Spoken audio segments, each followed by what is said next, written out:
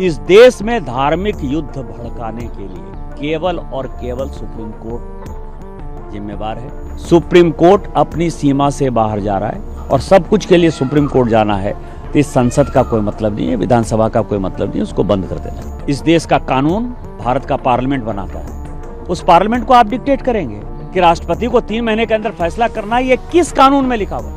भाई भतीजावाद के आधार पर जज का चुनाव नहीं होगा। बीजेपी सांसद निशिकांत दुबे ने सुप्रीम कोर्ट को लेकर एक ऐसा बयान दिया है जिस पर सियासी भूचाल मच गया है। हालांकि बीजेपी ने निशिकांत दुबे के बयान से किनारा कर लिया है। आप भी सुनिए निशिकांत दुबे का वो विवादित बयान। कानून की व्याख्या करने का अधिकार सुप्रीम कोर्ट का है।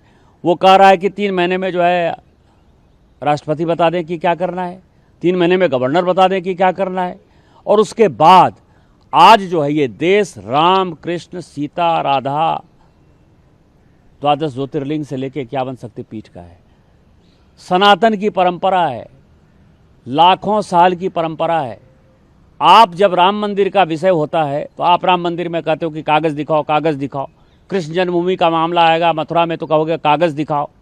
आप जब शिव की बात होगी, ज्ञानवापी मस्जिद की बात आएगी, कागज़ दिखाओ। और आज केवल आप मुगलों के आने के बाद जो मस्जिद बने हैं उसके लिए कहते हैं कि आप कागज़ कहाँ से दिखाओ। इस देश में धार्मिक युद्ध भड़काने के लिए केवल और केवल सुप्रीम कोर्ट जिम्मेवार है। सुप्रीम कोर्ट का एकमात्र उद्देश्य है show me the face will show you the law.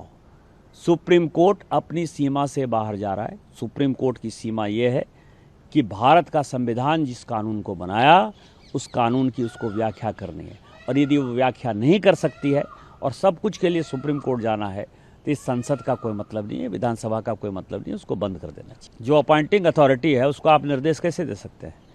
Bharat के चीफ जस्टिस का अपॉइंटमेंट भारत का राष्ट्रपति करता है। इस देश का कानून भारत का पार्लियामेंट बनाता है। उस पार्लियामेंट को आप डिक्टेट करेंगे। इस देश में जितने गृह युद्ध हो रहे हैं उसके जिम्मेवार केवल यहाँ के chief justice of India Sanjeev Khanna साहब।